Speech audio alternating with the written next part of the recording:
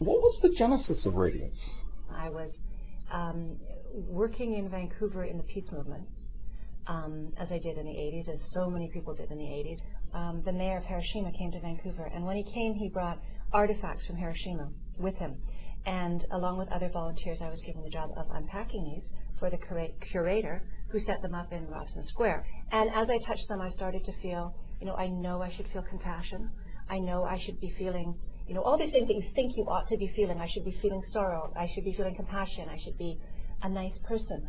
But what I really felt was itchy and slightly contaminated. And, I did feel compassion, but it was mixed with these other feelings as well.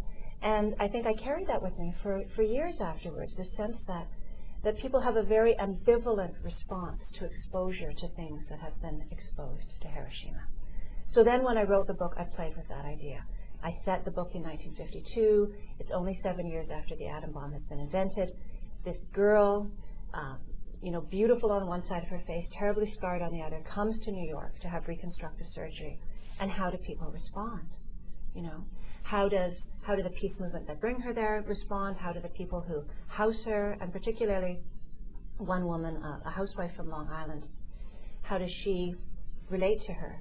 And the complexity of that relationship, which begins with Daisy, the Long Island housewife, feeling subtly contaminated and afraid, and the exposure to radiation brings up all sorts of strange and ambivalent feelings. And gradually the relationship becomes more complex and deeper. This book really feels like the 50s. It has that Melmac claustrophobia about it. Does that make any sense? Yes, it totally does. Yes. When people go back to write about the 50s or even the 60s, we enter it from our own mindset, and it's too easy to make it all look quite kitsch. And really, it was such a complicated era.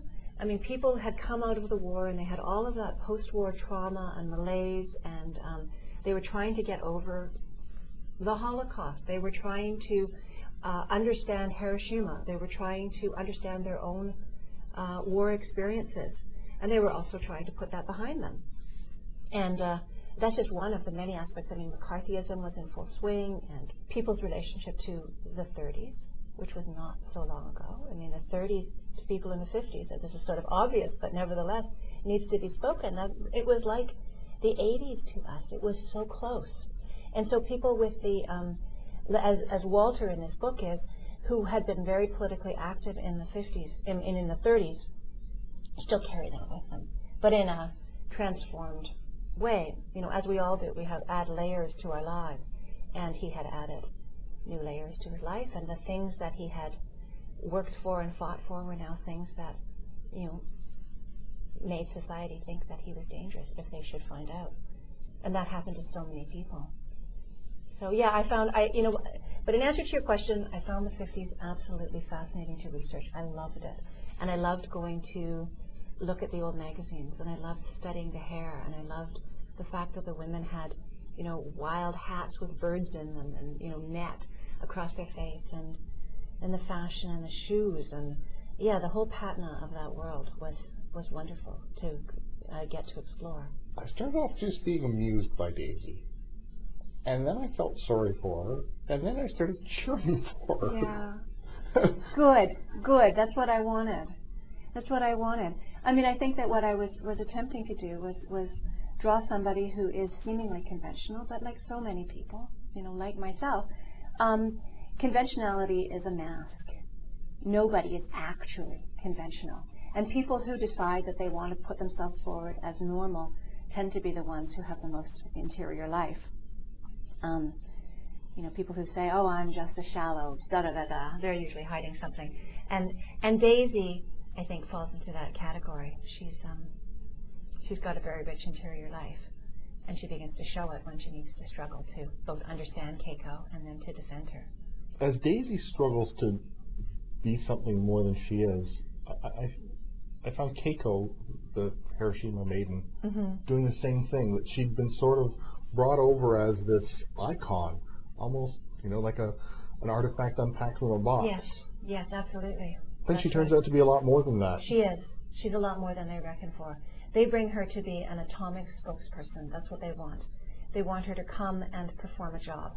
And at first I think she thinks she'll be able to do that. That's why she agrees to come. But as she is exposed to, you know, this completely strange environment, she realizes she can't just unpack herself that way and be that to the people who want her to speak.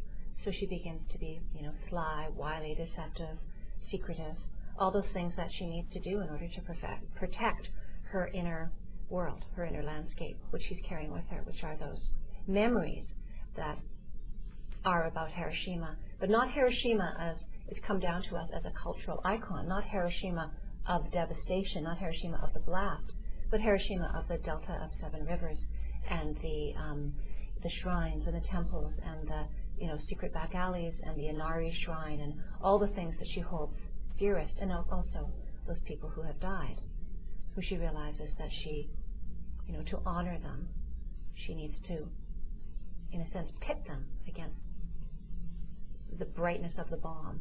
They are the world of ghosts and shadows. The book is Radiance. I've been speaking with the novelist Shaena Lambert, and Radiance is published by Random House of Canada.